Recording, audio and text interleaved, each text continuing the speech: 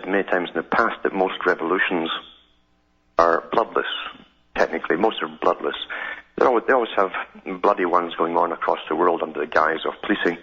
But to be honest with you, most revolutions are bloodless. And they're cultural changes. That's really what they're about, changing the culture. And if you go back into the histories of the big organizations that came out just prior to the French Revolution, and they wrote about it, they published a lot of their material, and then into the 1800s you find more and more published works by some of the so-called revolutionaries themselves, and then towards the end of the 1800s, into the Marxist phase, into the 20th century, you find that the Fabians took over to deal with the West, the Fabian society. Now, I've always mentioned it, that the big revolutionaries of the past were not working people, working class people. And they were not just intelligentsia. They used intelligentsia to front for them, but they were funded by bankers, the bankers of their day. That's who funded them. Because the groups of bankers in those days had consortiums. They had cartels and monopolies. That's the only way you can grab a hold of money and keep a hold of it, by keeping everybody else out. And the world they envisaged would be an orderly society, as orderly as bookkeeping. That's what they did do. They were into bookkeeping, profit, loss, estimated profits, etc. All that kind of stuff is done by bookkeeping. Nice and tidy, you see. And for a future where you're going to loan out money to countries that might not be able to pay you back, you have to get international laws drafted up, so that whatever country they lent money to, or all countries who were in conflict with each other, regardless of who won or lost, they were guaranteed to be paid. So if you lost a war, you still had to pay off your debt. And that was all tidied up and sewn up, really by the 1800s, the end of the 1800s.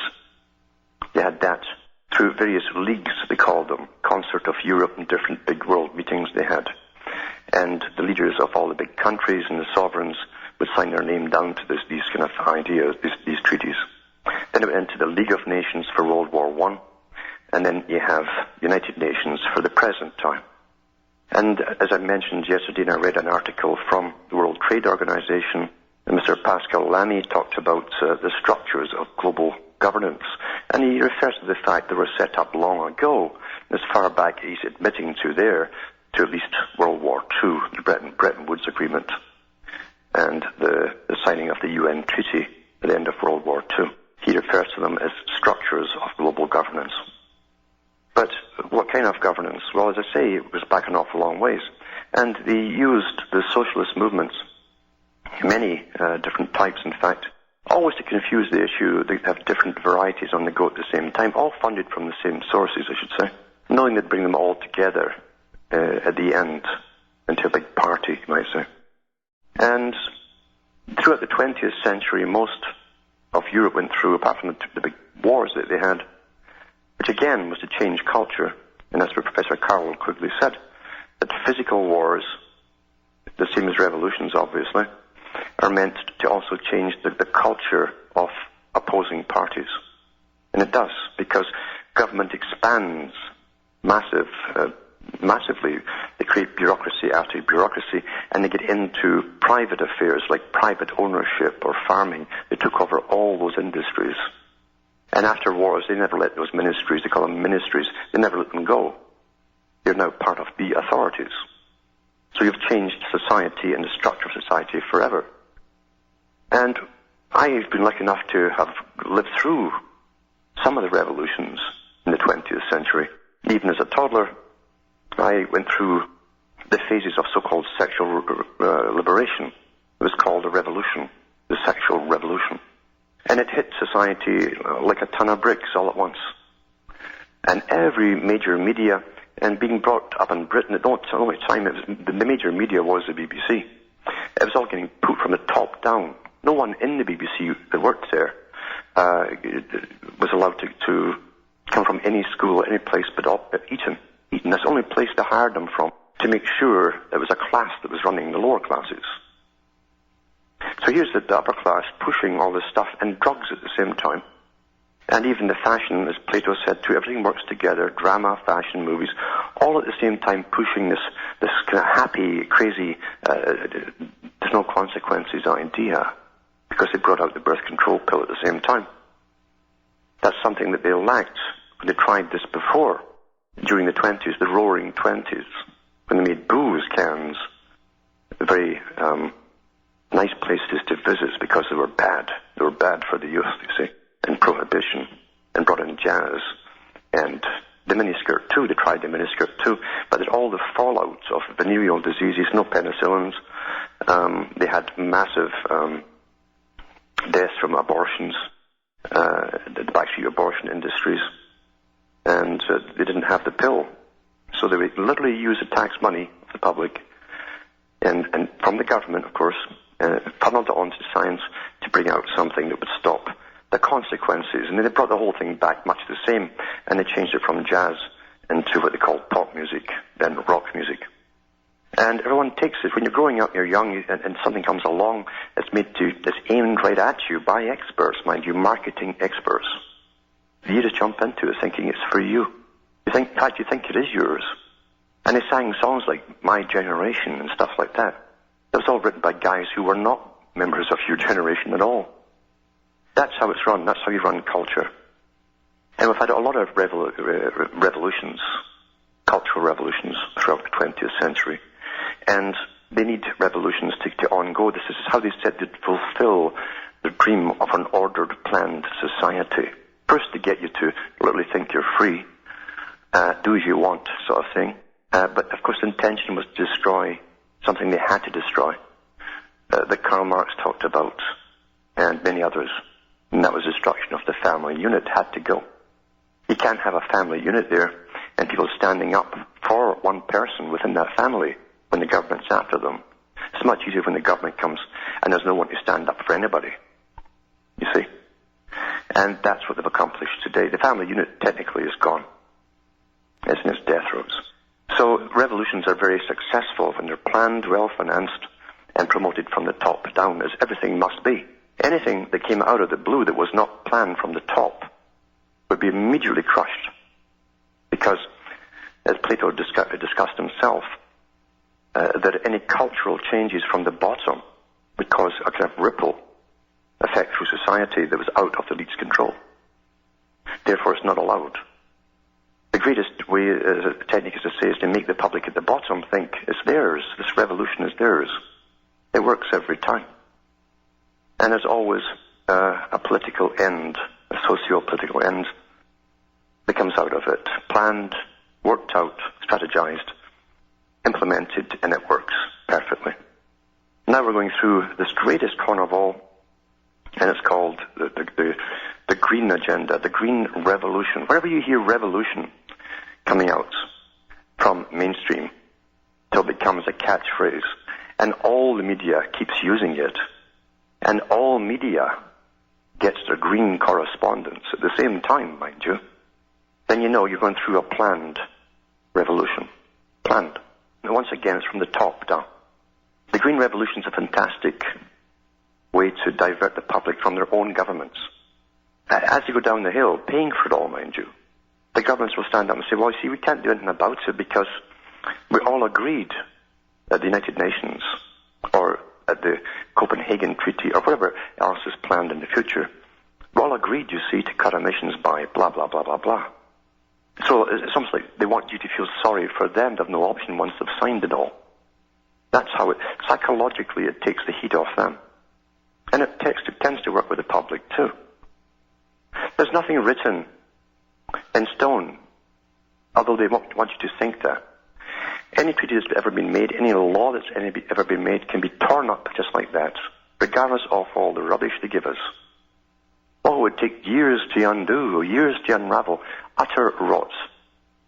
All you do is you get a good wood stove, and you tear it all up, and you throw it in the fire, and it's gone.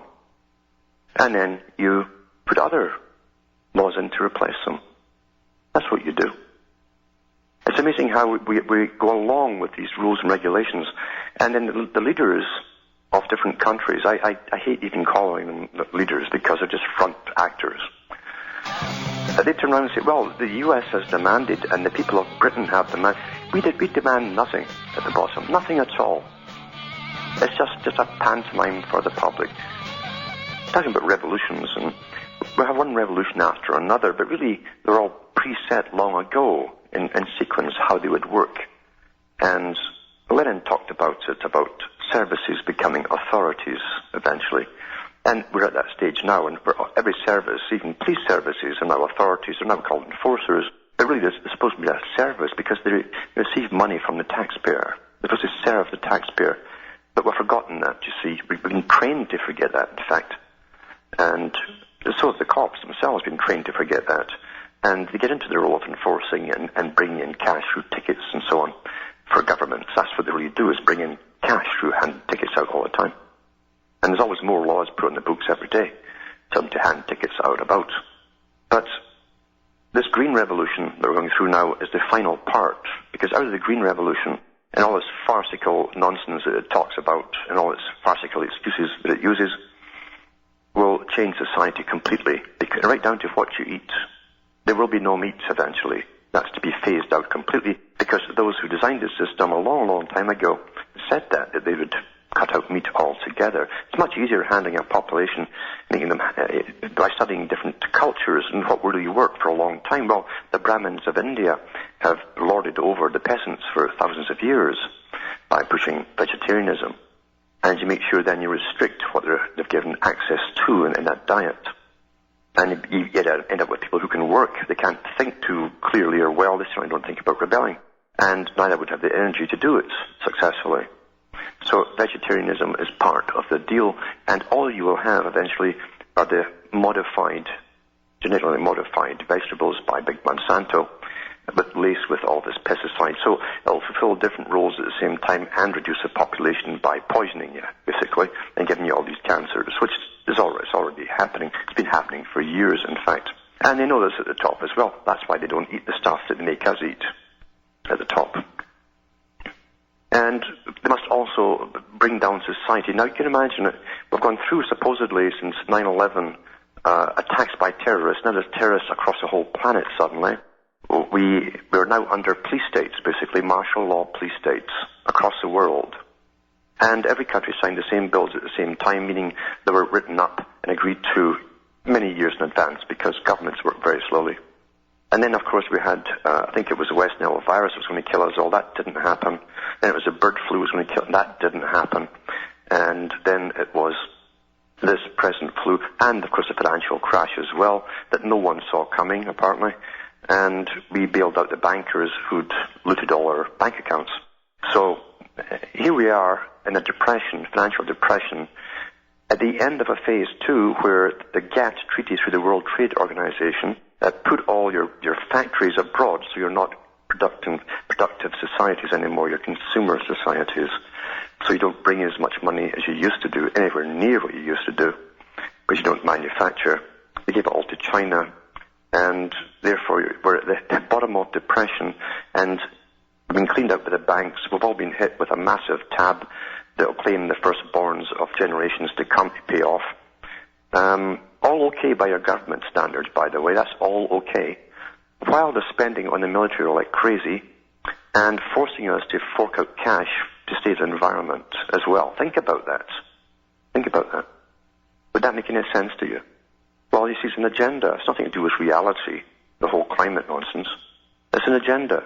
Here we are going through the cooling period, and they're still pushing global warming. And I said that would happen. I said, I don't care if you're standing up to your neck in snow. They'll keep pushing this global warming until they have it all signed, sealed, and delivered. Chiseled in stone. We're cutting through the matrix, talking about revolutions and how we go through one after another, all directed from the top, of course, to guide us into a new type of society. It's constantly changing, but they knew where they were going to go at the very beginning, before all the different revolutions. We're just at this present one. This is the phase we're going through, this greening revolutions. Everything goes green to save the world that's suddenly apparently going to fall out of orbit. And it's all utter rubbish, but that doesn't matter, because anything will do to get it going. And propaganda overcomes reason with most people who will not look into any other facts that are out there. In fact, don't really care too much about facts. They just want to get on board with the majority. That's the problem with the majority. Most folk belong to the majority. And the majority is always managed by a tiny minority. They just don't know it at the bottom. But people like to be the same as everybody else. And they get on board with it. It says here, warning that Britain needs to step up its efforts to reduce greenhouse gases. After picking up all the low-hanging fruit, Adair Turner said radical steps were needed for electricity generation, cars and homes. Now, they're going to sign this agreement. It's a done deal, as I say, at Copenhagen very, very shortly. And if you want to see how much of a hell they can bring in, you just have to wait and see till they publish the whole thing for you. And you're going to find out then, because it's going to come right down to population control. That's the big one too, population control. By law, forcible. That's coming, definitely. Vegetarian society, you won't be able to travel very far, because cars will be off the road. Agenda 21 at the UN, signed years ago, what this is, will kick right in there, totally, completely. And you'll be stuck in a certain area, basically, without special permits to travel outside of them, because they cannot have people traveling all over the place in a totalitarian world. It doesn't work too well. It says here the government has pledged to cut carbon emissions by 34% from their 1990 levels by 2020, but slipped off course during the economic boom earlier this decade. I wonder when that was. When we get the figures for 2008 to 2009, we may look to be on target, but only because we have had a thumping recession. They don't really call it a depression. They call it recessions, you see. Lord Turner said, there's a danger of the government saying, look, we're back on target. We were back on target for the worst possible reason. He said that the UK had made pretty rapid progress on cutting emissions during the dash for gas in the 1990s, but had not maintained the progress during this decade. So tough decisions were now needed, he says. It's just amazing. You put these characters in a role, and they all love role-playing. And they can move them around from area to area. They can be Ministry for the Environment one year, and Ministry for Welfare the next year, and Ministry for something else the next year. And they're sudden experts, you see, because they read their lines very well. What am I today, boss? And well, you're going to be the Minister for Environment. Okay. And they hand this little prescripted stuff to read. This is how it works in every country. It's all a farce. We're living through a script. The whole planet's living through scripts all the time. And they don't know it. They haven't a clue. Very, very few people ever live in reality. If you do, you better be a very good actor, because the rest will turn on you when you come up with odd statements, odd to them, that is. He's weird. He thinks. And he's in an awful lot of trouble. And we always take the farces too, like as I was mentioned the other day about soldiers and wars and how they love the propaganda. It's good enough for them. And young guys really, they're too immature to think too deeply about things. They certainly don't think about death for themselves, that is. It's impossible when you're young. You're going to live forever. In fact, you're never going to get old. That's how young people think. That's why they hire young people to go into the military. Older folk generally have a bit more sense. ExxonMobil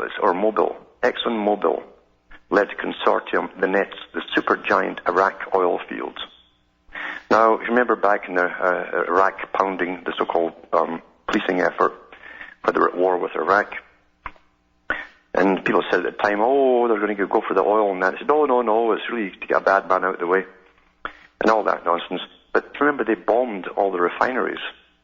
And it was in American newspapers at the time that, from statements by the Air Force, that they were told to bomb the refineries. And the reason apparently was that they were old and antiquated, not very efficient. And the idea was that after the war, the American taxpayer would fund the building of new refineries. Well, it's all been done now, you see. Thanks to the taxpayer as always. And now that they're handing it out, the spoils of war, out to their pals. So ExxonMobil-led consortium nets supergiant Iraq oil fields. And this is from the Daily Star, Friday, November the 6th. It says, the consortium has beaten rival Russian, French and Chinese groups to bag initial rights to develop Iraq's West Qurna field, the oil ministry said, adding momentum to Iraq's bid to unlock its oil riches. With reserves of 8.7 billion barrels, West Kurna is amongst the prized Iraqi fields eyed by Western oil majors as they face flat or lower output at home and stiff competition from Chinese and Indian oil companies in bidding for oil fields elsewhere. The consortium led by ExxonMobil, which includes Shell, won the contract to develop West Kurna Phase 1 oil field, oil ministry spokesman Asim Jihad said. Initial deal was signed in Baghdad on Thursday, but needs cabinet approval before it can be finalized. The 20-year contract is part of a raft of deals. What how they say it, just floating. It's a raft of deals Iraq is close to formalizing in a bid to catapult itself to the world's largest third oil producer after decades of war and economic decline. So they're going to continue to loot those countries. They're not going to get profit in Iraq. But what changes, Since there's no guarantee that Iraq's next government, to be elected January, will honour the deals, well, it will be the same type of government as they put in before. But it injects optimism into prospects for Iraq's battered oil sector and a second oil bid round in December after a lackluster June auction.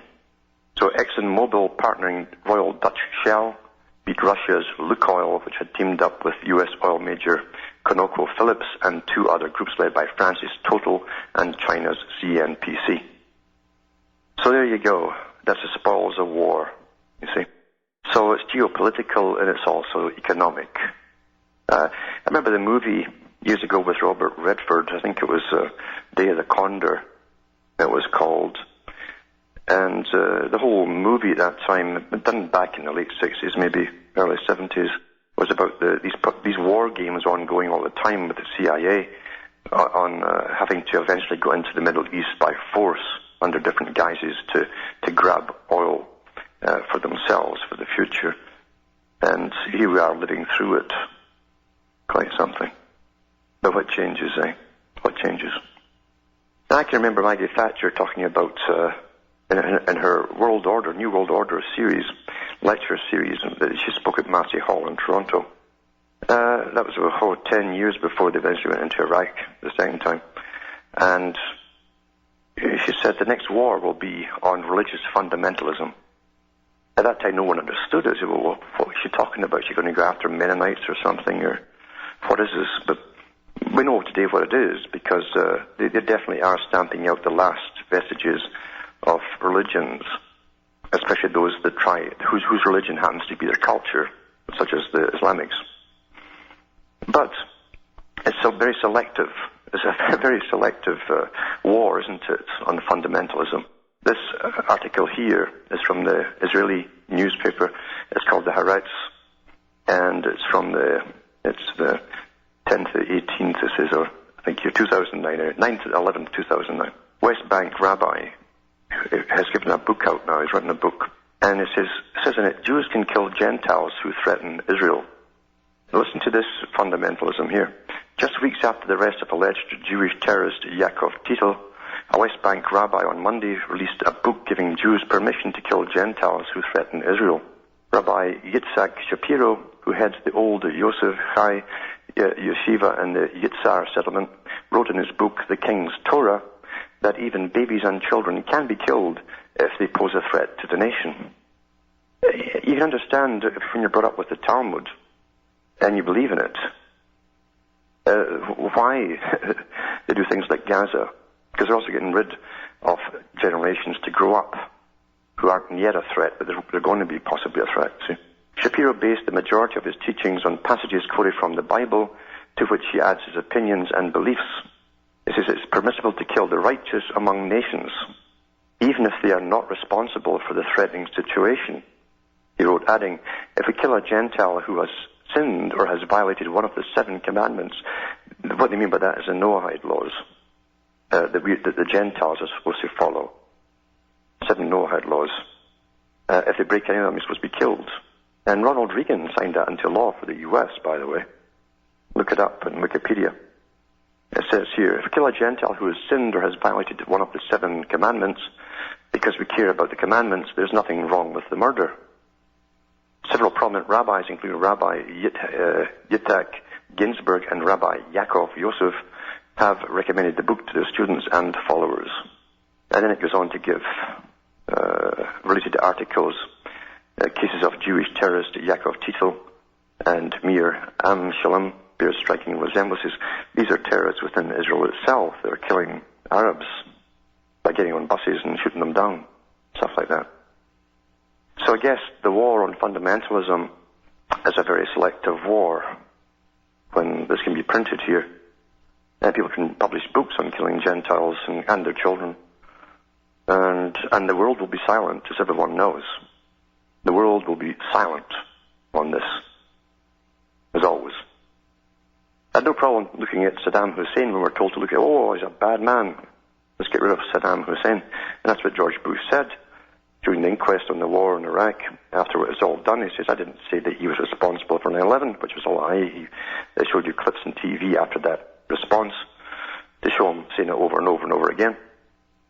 He said, I just said that Saddam Hussein was a bad man, and the world was better off without him.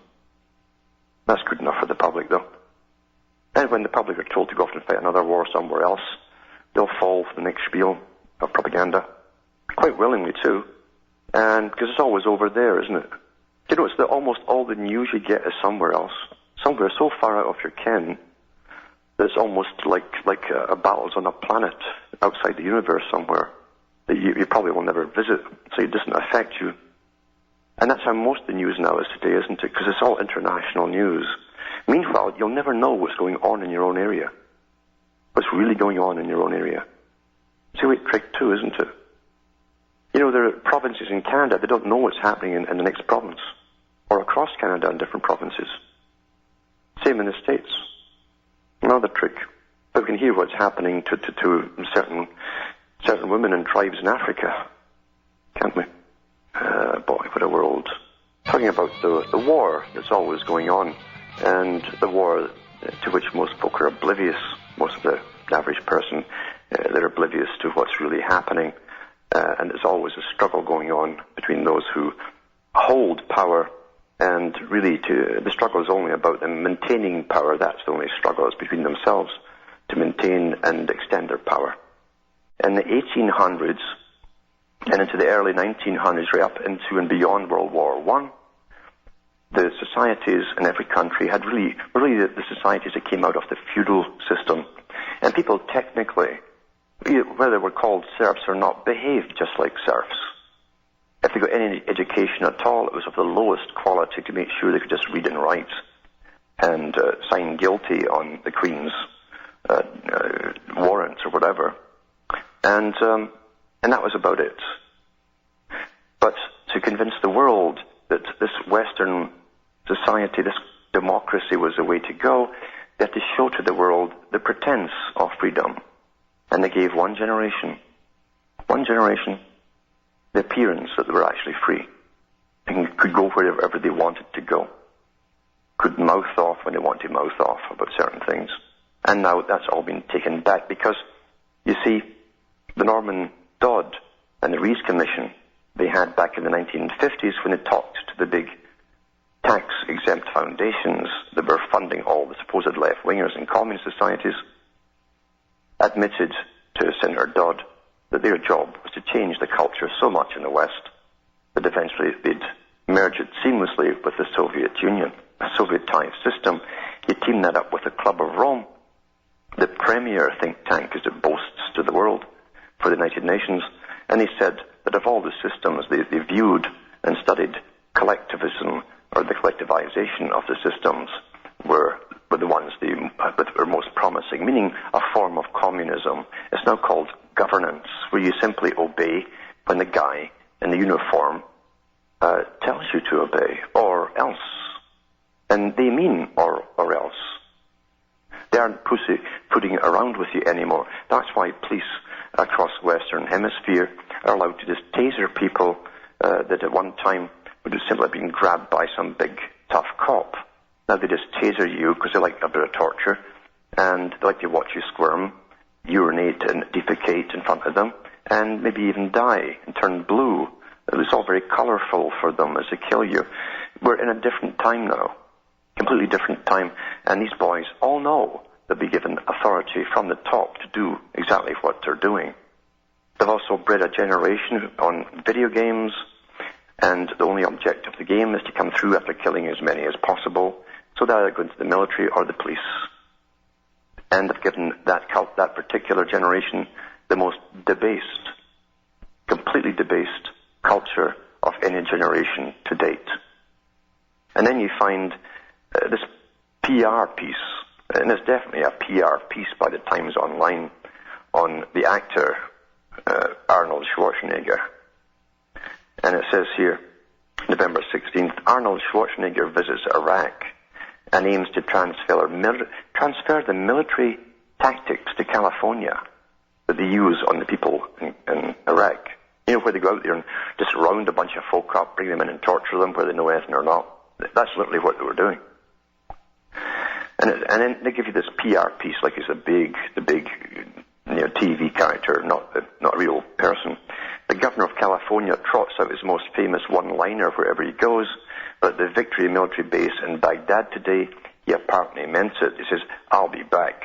I'm surprised he managed to say that. It says, after working out with a group of American soldiers on active duty in Iraq, all with necks and trunks as thick as his, I doubt it, because he was on masses of steroids. You know, that's why his brain is so small. But I'm reading an article here about Arnold Schwarzenegger. It's a public relations thing, of course. And it says here that the Muslim man who rose to Hollywood fame as a Terminator came to the site of America's bloodiest war in a generation to cheer up the troops, but also because there are important lessons to be learned here. Mr. Schwarzenegger said he wants to study counterinsurgency strategies developed by the U.S. military when Iraq was on the brink of civil war and bring them back to the mean streets of California, where criminal gangs rule entire neighborhoods, especially in large cities. Already police officers in some parts of the state are attempting to copy the hard-won lessons that helped to calm down the western Iraq city of Fallujah. That's when they bombed it and strapped it from the air to pieces. And the Triangle of Death south of Baghdad, where insurgents once reigned openly. It's amazing, again, how people don't really perceive things as things really are. Anyone who is standing up for their country is called an insurgent. It doesn't sound like a patriot, you see. And it all depends on how it's given to the public. And they always respond the usual way, thinking, well, I guess that's like a foreigner or something, an insurgent.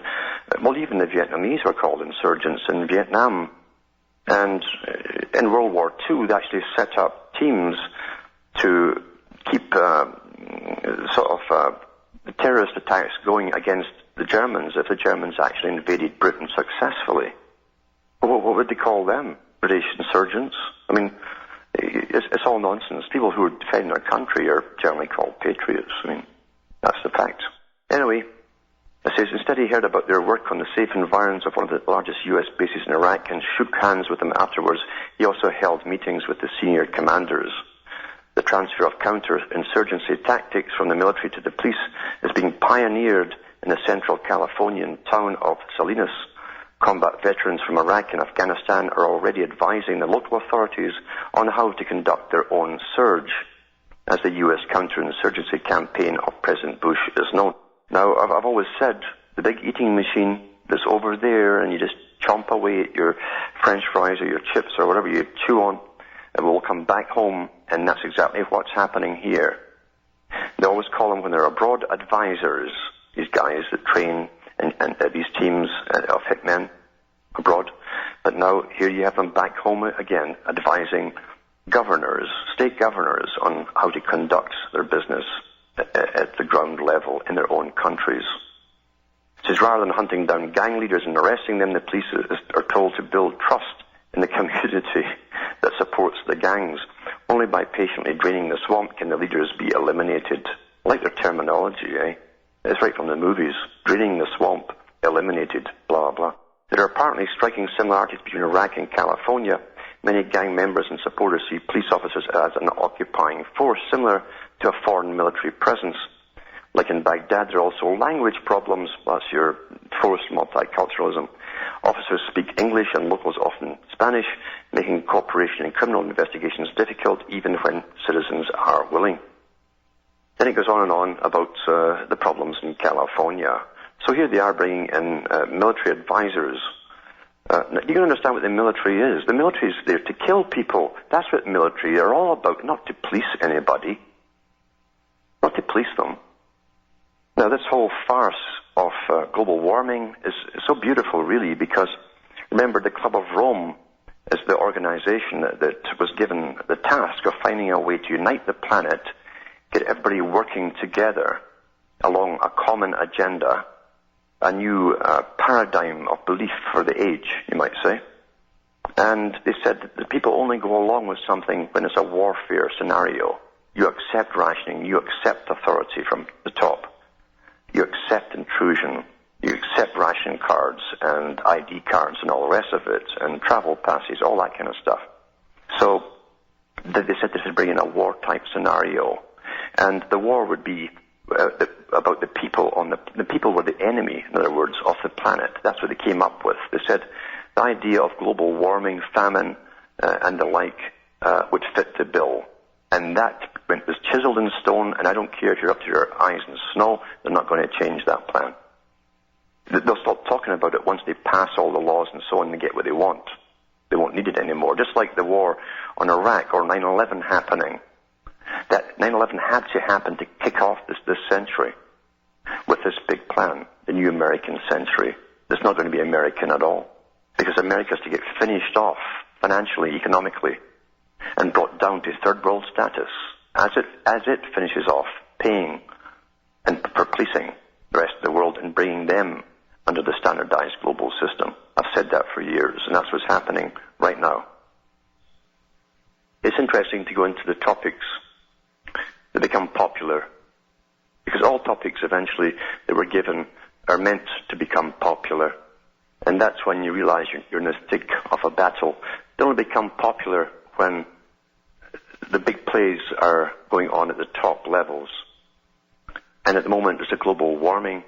It's interesting it comes to a head, and so much is exposed. Just a couple of weeks before, the world is to basically be signed under a new priesthood of the global warming scientists, basically, and the cartels that are backing them up.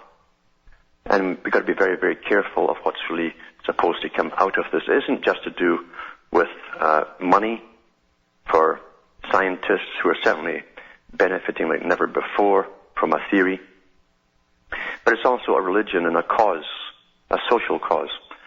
It's a substitute to bring the world under a world of socialism, where scientists of all kinds will be the front men that will give us theories on behalf of those that are their masters and how to guide the world. They couldn't do it through communism. They've had a hard time through socialism as it presently stands, so they're bringing it out under a new guise. And that's really what the warming's about. When you go into the writings of people like Maurice Strong and these guys, from way, way back, you see how Maurice Strong was picked up, in fact, by Rockefeller when he was a youngster and groomed for his position and really became a technocrat. And that's what Carroll Quigley called these people, like the Brzezinskis and the Kissingers and the Maurice Strongs. They're technocrats. They work behind the scenes. Quigley said they have more power than any politician, prime minister, or president. They know it. They don't get the public applause, but they do the real work. What they do is go around talking at world meetings. Organizations are started all over the world, and they become the prime speakers to promote causes, talking about how big things are presented to the public at the last moment, as always. And many powers come into play, different sides of different things, but very often, too, it's different sides of the same thing, or in the same boat, you might say, because it's like when they push up the gas prices, the gasoline prices, by some 20 cents a litre in Canada, for instance. That's not unknown to happen here quite often. And sometimes more than 20 cents, 30, 40 cents has been it sometimes. And then they drop it down by 10 or 15, and people breathe a sigh of relief thinking, oh, thank God, you know. But they're still paying way too much more than they did before the price increase. But that's how human psychology works, and they know this at the top, and in marketing too. Well, it's the same thing when big ploys come into play. the top political ploys, especially on a global agenda now, as we see, because everything now is global. And we've been going through the birth pangs for years and years and years of this global agenda to bring the world under one system. And it was decided at the time, by a combination of people in the Royal Institute of International Affairs in CFR, and many of them were communists. Didn't matter, as Quigley said, if you're communist, socialist, whatever, they'd accept you, and even dictators got into it as members. They didn't care, as long as they get everybody on board with the same agenda. But they all agreed they wanted a controlled society. A society where reason would come to the fore instead of religion, although they would create a religion to guide the people through into the beginnings of it, a sort of earth-based religion, as we well know now. And that came out at later discussions and international discussions. Gorbachev himself said we have to create an earth-type religion to bring the people into this plan and to get them to accept it. But the same thing will probably come out of Copenhagen, where they're pushing for incredible reductions on all energy output. That's really how they're figuring this strange equation, energy output, or energy to be used into carbon and all this kind of stuff. This is as good an excuse as any to get what they want to happen. But the cost to the general public is to be incredible, but it's also to bring us into a deeper crisis where they'll say, with the bank, the pre-planned bank collapses and everything else and the bailouts, and all tie in together as we get poorer and poorer, they'll tell us there's got to be another way. Well, of course, the other way was already tabled on the books a long time ago, and out it will come after getting dusted off, and they'll give us this new combination of socialism and capitalism, where massive bureaucracies and government departments will run every facet of the individual's lives. Plus, and I'm kidding you not, one of their main goals is to bring down drastically the amounts of human beings on the planet, especially the types that they think are now obsolete, which is anything beneath themselves at the top. The useless eaters, as Lord Bertrand Russell called them, because they knew that in a post-industrial society where China was planned to be set up as a manufacturer for the planet, you'd have all these people still consuming and eating and all the rest of it, taking away the resources of what should rightfully be the elites, the ones who are more evolved than all the rest, so that they and their children can go off into some brave new world scenario or off into the stars and all this kind of stuff. So we've got to be careful when we see the big fights going on. It's excellent that so much stuff has been exposed, but don't hold your breath, because these guys are not going to stop now and say, yeah, we did it, we conned you all, please forgive us. That's not going to happen. The agenda's too big. So many of it is already implemented through governmental bills and laws and regulations. They have climate counselors on pretty well every government department now, just appointed there as advisors. So they're not going to just give up an old plan because a few of their people were caught scamming and fudging all the figures. It's too important for that, and so much money is involved, and plus they've got a whole new system of taxes and a whole new stock market on carbon trading to benefit from too. They're not going to just let this pass away. So don't believe that suddenly you're going to get them coming onto their knees and admitting that we're wrong and asking for forgiveness. That will not happen. Will not happen. And what might do at this Copenhagen meeting is exactly like the corn prick with the gasoline charges. They'll say, well, we're going to do this and tax you 40% on everything you purchase, but we decided actually to do it as starting off at 5 or 10% on every item. It'll be something like that they'll come out with, and we'll all say, oh, thank God. And then they can go on and up it the next time they meet with amendments. That's how it works in the real world. As I say, even before the Club of Rome came up with the idea, when they were given the job of finding a way to unite the whole planet under a threat scenario, like a war-type scenario with a common enemy, even before that, going back into the late 1800s, they were talking about catastrophes man-made catastrophes, and what happens if the ordinary folk breed out of hand, as they said. We find people who are propagandists for the big institutes, the royal institutes, in World War I, at the end of World War I, saying, well, we haven't killed enough off, meaning all the millions that got killed off in World War I, slaughtering each other. They said, not enough have died, and the folk haven't given up their sovereignty, so we've got to have another war. So they did have another war, and at the end of that, he said, well, we'll need another one, he said. Folks still weren't giving up their sovereignty. This is an agenda, an old agenda. This article here confirms some of the things I put out years ago on the First Global Revolution, the book put out by the founders of the Club of Rome. It was printed in 1991, but in the book they mentioned that it was the early 70s, I think 72, they came up with the idea, because they were given the task to find a reason to unite the world. They came up with the need to find out a reason the public would believe to come together and sacrifice themselves as in a time of war. This is what they said. This is what they said here from the book. And this was in Time magazine, April 1977, the First Global Revolution. The need for enemies seems to be a common historical factor. Talk about governments. Some states have striven to overcome domestic failure and internal contradictions by blaming external enemies. The ploy of finding a scapegoat is as old as mankind itself. When things become too difficult at home, divert attention to adventure abroad. Bring the divided nation together to face an outside enemy, either a real one or else one invented for the purpose. That's page 71 of the First Global Revolution. One invented for the purpose. And then they go on, because remember their task was to find a way to unite humanity by looking at all these factors that brought humanity together, generally under warfare scenarios. And they said this, in searching for a common enemy against whom we can unite, we came up with the idea that pollution, I'll repeat that for the hard of thinking, that pollution, the threat of global warming, water shortages, famine and the like would fit the bill. This is their words on page 75 of their book. In their totality and their interactions, these phenomena do constitute a common threat which must be confronted by everyone together, because they already had this as an idea behind the scenes. But in designating these dangers as the enemy, we fall into the trap, which we have already warned readers about, namely mistaking symptoms for causes.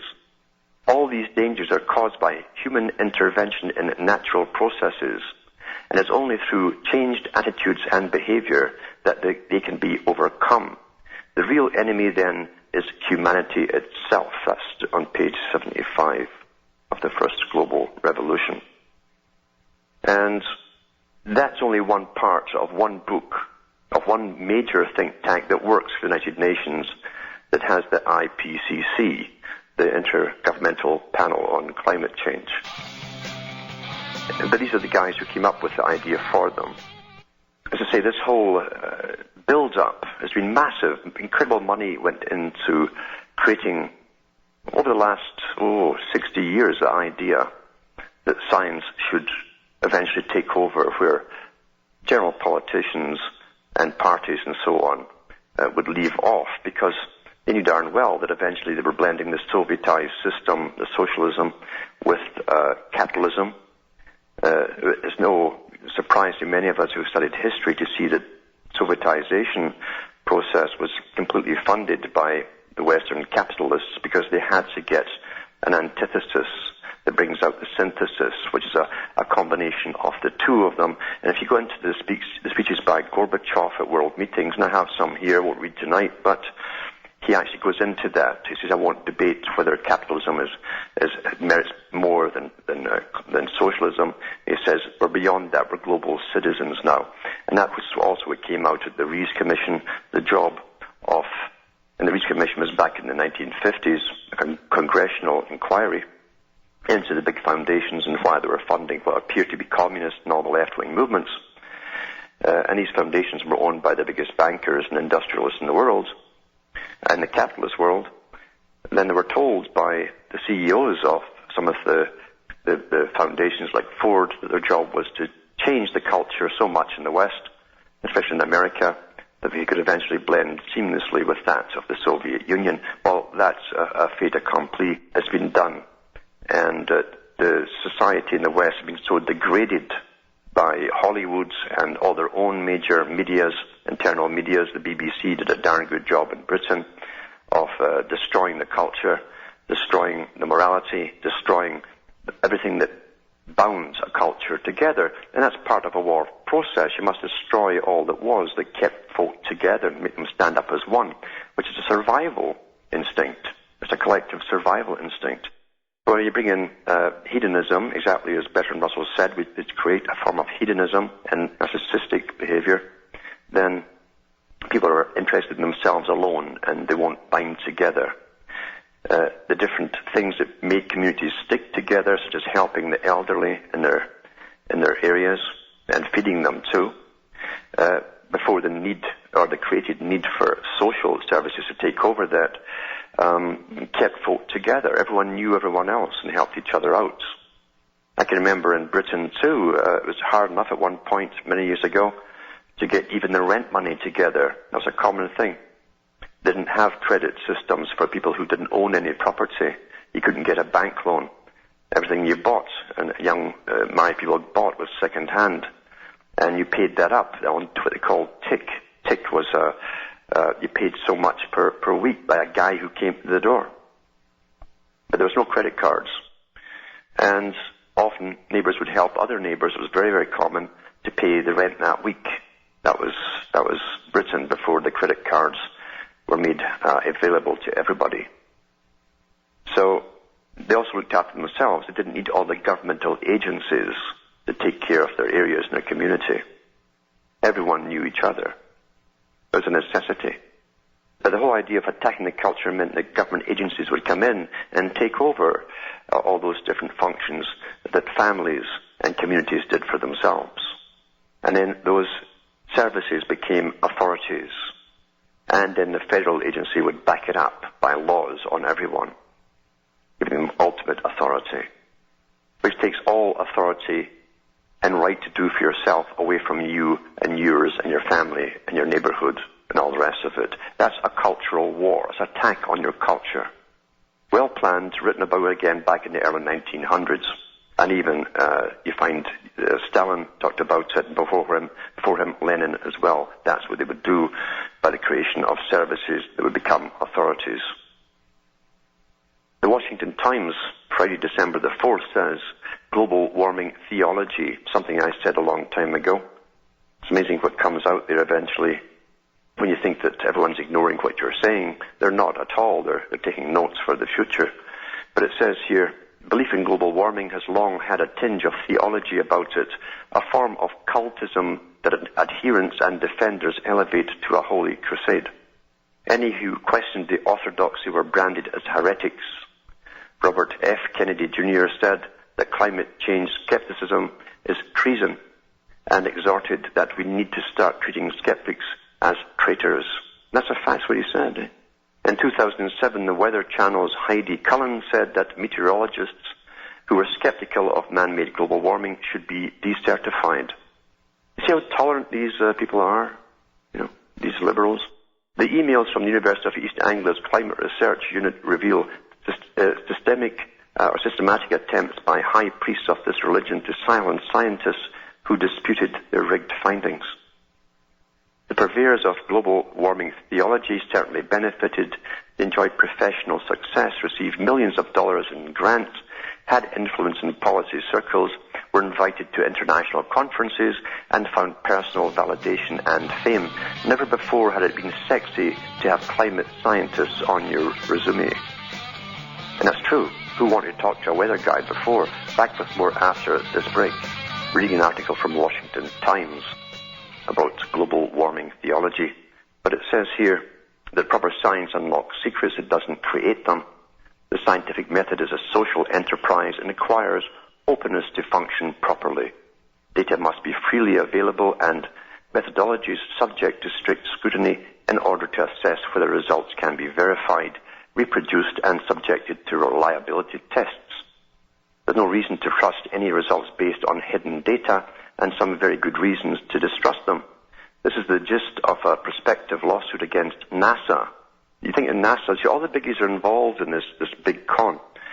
It says there's a lawsuit against NASA by Christopher C. Horner of the Competitive Enterprise Institute, which calls on the space agency to produce the climate data it has been keeping under wraps. These data are not classified information and should be part of the public record. NASA's stonewalling is suspicious and could augur that another scandal is brewing. Global warming was an academic Ponzi scheme.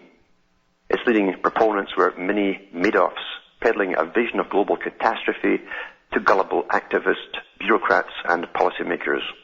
The vision was so vast, the fears inspired so pervasive, that it seized popular imagination, aided by hucksters like former Vice President Al Gore and his science fiction feature film An Inconvenient Truth. But like any Ponzi scheme, global warming only worked if everyone kept investing and no one looked at the books. Once the truth came out of manipulated findings, phony data, rigged peer review processes, and intimidation of skeptics, the scheme began to collapse. Yet even as the edifice comes down, the adherents of the orthodoxy say that there is nothing to see. This is all a distraction from the business at hand, and that there's still no time to lose. And it's true. It's true that even Al Gore today came out and says, oh, panic, panic, panic, we're going to get this Copenhagen Treaty signed, and all the rest of it. But if you think that NASA's not involved, there's far more on NASA out there too. Far more on NASA. NASA, for instance, has the guy James Hansen at the top of it. It says here, NASA's James Hansen and 28 activists arrested protesting mountaintop mining. You think he's just a sort of innocent bystander who's just doing his job for NASA? No, this guy is a true believer in all this stuff, and his job is to help promote the cause, the belief system. I'll put these links, remember, up in my website at the end of the show. But it says here, it's by Stacey Morford, 23rd of June 2009, this was. NASA's chief climate scientist James Hansen put it all on the line today to call attention to the devastation of mountaintop mining, getting arrested along with actress Daryl Hannah, Rainforest Action Network director Mike Brune, and 26 other activists in a protest at West Virginia's Coal River Valley. The group had led a rally at the Marsh Fork Elementary School in the shadow of a coal silo, then marched 300 yards to a mountaintop mining site run by coal giant Massey Energy. I'm not a politician, he says. I'm a scientist and a citizen, Hansen said from the rally. Politicians may have to advocate for halfway measures if they choose, but it's our responsibility to make sure our representatives feel the full force of citizens who speak for what is right, not what is politically expedient.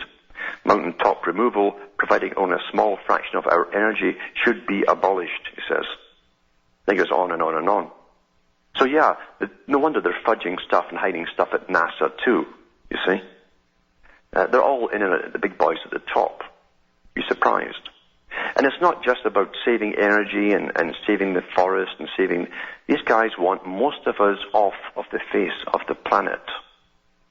They've come out with data and figures of how much they want the world to be reduced by. Of course, they themselves won't be reduced because they're the elite, they're the scientists, they're better than you. They've got better breeding, better genes, and the proof is in their academic qualifications, you see. But you should all go at the bottom. All you guys, you poor saps out there that fund all this through your taxes, you're the ones that should go. Quite something. Quite something. Remember that all the big boys that now own the entire world's food supply are in on all this kind of stuff. They're all in on it together. So you better think about that. When 5 giant international corporations pretty well own the entire world's food supply, and they've said over and over at the United Nations that food has always been used as a weapon in the past. And they could use it again. We saw them using food as a weapon on Iraq. They call it embargoes. They don't like calling it starving people to death. They call it embargoes. They're doing the same thing with Iran now. You think they won't do it on you to get their way? To teach you the big lesson? Boy, those who don't know or read their history tend to repeat it. Ain't that for sure? Now, let's not forget that another part of this whole big puzzle, and that's the war on terror. I call it the war of terror. Our life has been changed completely since 2001. And one of the big boys said that when it happened, right after it happened and the towers were hit, he said life is never going to be the same again. What did he know that we didn't know? Because for all the incredible bills and laws that were passed across the planet at the same time with the anti-terrorism bills and so on, and the complete surveillance of everyone on the planet, this is much more than an overreaction. This never happened in Pearl Harbor. And supposedly, as a small group of people hiding out in caves in Afghanistan, all this rubbish was trotted out to the general public, because after all, it doesn't matter what you swallow at the time, as long as you allow them to get what they want to start rolling on the go. And that's what it was. It was bringing in a whole new world system for the century of change. We must never, ever forget that. A planned society. The global warming is just a part of it, to bring in the planned society. The war on terror is another one. Why did every media across the planet, television media, go to the man and the woman in the street immediately after the towers came down and said, would you give up all your freedoms for security? Every country went into the same act at the same time on their media. Why was that? That was to get it through our heads. That's something we'd never even thought of before. Most folk hadn't even thought about it. Why should you even think about that? Why would you give up all your freedoms for security when, you see, your freedoms are your security? It's your freedoms that protect you from your governments. And they've pretty well taken all our rights away from us. Everyone has been spied on. And they gave us a computer too long ago. And Brzezinski said it before we were given the computer, when he said a new form of communication will be shortly given to the general public to bring in, he says, a common culture across the world, and also enable security data to be collected on everyone. That was in one of these books back in the 70s, early 70s. And what's happened since then? Here we are, all using the darn thing, and folk are putting everything up and sending emails about personal things to everyone else, and it's all being collected. And they know that now, and guess what? They don't care. This article is from Wired.com. It says, Yahoo, Verizon, our spy capabilities would shock, confuse consumers. December the 1st, 2009. Want to know how much phone companies and internet service providers charge to funnel your private communications or records to U.S. law enforcement and spy agencies? This goes for every other country as well. And we were all told recently too that, they're so reluctant to have to turn over all your data to the agencies when asked. Well, they never mentioned they were getting paid big bucks for it. But this article here talks about that. That's the question muckraker and Indiana University graduate student Christopher Sagoen asked all agencies within the Department of Justice under a Freedom of Information Act request filed a few months ago. But before the agencies could provide the data, Verizon and Yahoo intervened and filed an objection on grounds that, among other things, they would be ridiculed and publicly shamed were their surveillance price sheets made public. Yahoo writes in its 12-page objection letter, and the link to that letter is actually here too. It's a PDF form. It says that if its pricing information were disclosed to Sagoen, he would use it to shame Yahoo and other companies and to shock their customers. Therefore, release of Yahoo's information is reasonably likely to lead to impairment of its reputation for protection of user privacy and security, which is a competitive disadvantage for technology companies, the company writes. Verizon took a different stance. It objected to the release. Another PDF here gives you Verizon's objection of its law enforcement legal compliance guide because it might confuse customers and lead them to think that records and surveillance capabilities available only to law enforcement would be available to them as well, resulting in a flood of customer calls to the company asking for trap and trace orders. Customers may see a listing of records, information, or assistance that is available only to law enforcement, Verizon writes in its letter, but call into Verizon and seek those same services. Such calls would stretch limited resources, especially those that are reserved only for law enforcement agencies. Other customers, upon seeing the types of surveillance law enforcement can do, might become unnecessarily afraid that their lines have been tapped, or call Verizon to ask if their lines are tapped, a question we cannot answer, meaning them, the callers. Verizon does disclose a little tidbit in its letter saying that the company receives tens of thousands of requests annually for customer records and information from law enforcement agencies, and they're getting paid for every darned one of them. Sogan filed his records request to discover how much law enforcement agencies and thus U.S. taxpayers are paying for spy documents and surveillance services, with the aim of trying to deduce from this how often such requests are being made. Saccone explained in his theory on his blog is called Slight Paranoia. In the summer of 2009, I decided to try and follow the money trail in order to determine how often internet firms were disclosing their customers' private information to the government. I theorized that if I could obtain the price list of each ISP, detailing the price for each kind of service, and invoices paid by the various parts of the federal government, then I might be able to reverse engineer some approximate statistics. In order to obtain these documents, I filed Freedom of Information Act requests with every part of the Department of Justice that I could think of.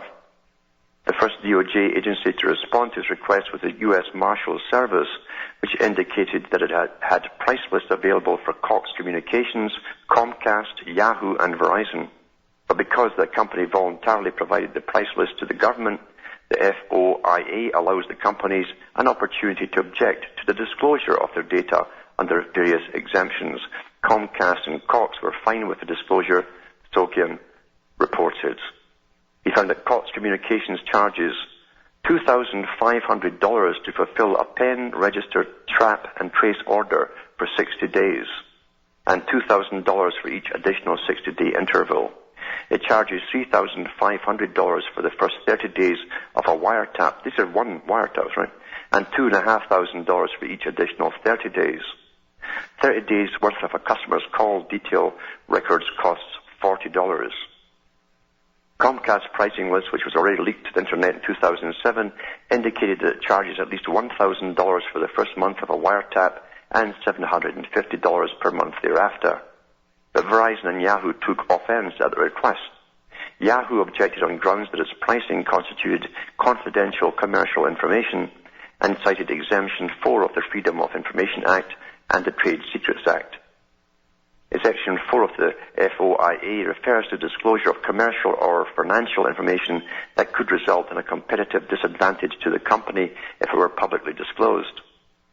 So that's what they're using. Well, if our other companies know what we're charging, it's a competitive disadvantage. This is the excuses are given.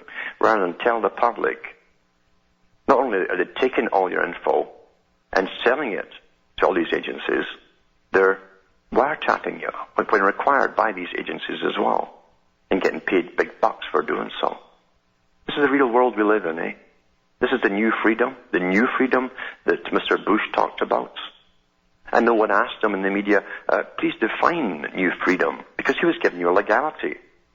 The new freedom. It was like the New Deal. The New Deal was a whole new way, apart away from the Constitution of the United States. It goes in every year and out the other, you know. This article here is from Los Angeles Times, how things are racing ahead too. It's about microchip wristbands. Microchip wristband becomes a theme park essential. Under the technology section, at Precision Dynamics, what started out as a simple hospital ID product has become a high-tech admission pass, a cashless debit card, a hotel room key, and a way to reunite lost children with parents. 2nd of May, by Hugo Martin.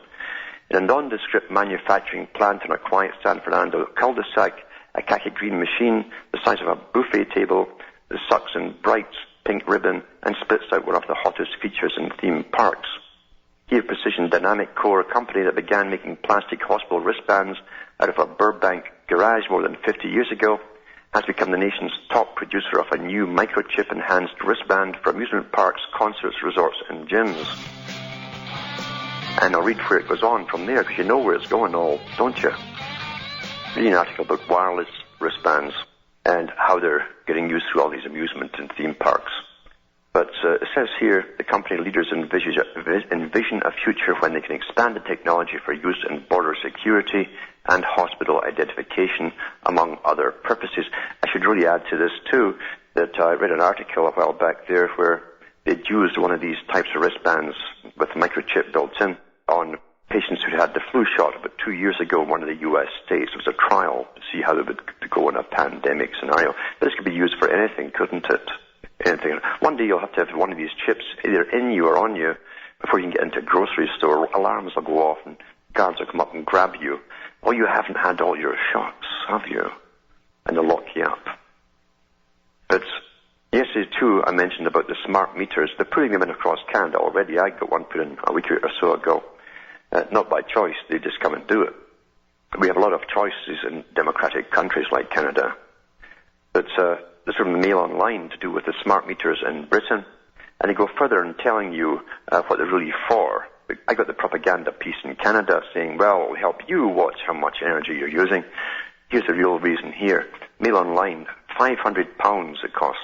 Smart meter for all, which could let energy firms cap use in homes. November the 30th, 2009. Smart meters for gas and electricity are set to be approved for installation across the country in a huge project that could cost homes and businesses more than £500 each. That'll be on top of the £40,000 each family is to pay now for the bailing out the banks. They've just reported in the papers today. The meters are being presented as the key to doing away with estimated bills and encouraging families to cut down on their energy use by showing them how much they're using. The huge scheme is to be unveiled by Climate Change Secretary Ed Miliband. Climate Change Secretary. Can you believe you've actually got a Climate Change Secretary? A belief system. You've got a priest on the government, as part of a package of measures to cut the nation's carbon footprint. Ahead of the Climate Change Summit in Copenhagen. So don't bother waiting. However, the cost of the installation has been estimated by the government at £9 billion, while some analysts suggest the figure will be as high as £13.4 billion. Consumer groups fear that the major part of this bill will be passed on to householders and could add up to £515 per family over a 10-year period. Smart meters to be installed by 2020, that's how long it's going to take them over there, will allow power giants to read meters remotely, most likely via a link to the mobile phone network. Well, it's two methods according to the pamphlet that left me. It says here, one's broadband across your electric wires and one's is FM. It will also allow companies to charge more during peak times. The meters could also be used to ration supplies across the network or cap electricity use in particular households to a certain threshold. They can turn you off. And well, what's going to come in is you're going to prepay according to your means, as Lenin would say. Everyone gets paid according to their means, meaning what level of society, how essential to society are you? That's really what it means. That's what the means test means. But eventually, if you pay in advance, if you go over that, they'll simply cut you off remotely. And as people get poorer and poorer, you can use more and more electricity. At least you'll know how much you're using. That's awfully good, awful nice of them, isn't it? They've already put them across most of Canada, and so now they're doing it in Britain and elsewhere across the planet. From Hamish, myself, and to your Canada, it's good night, and may your God or your gods go with you.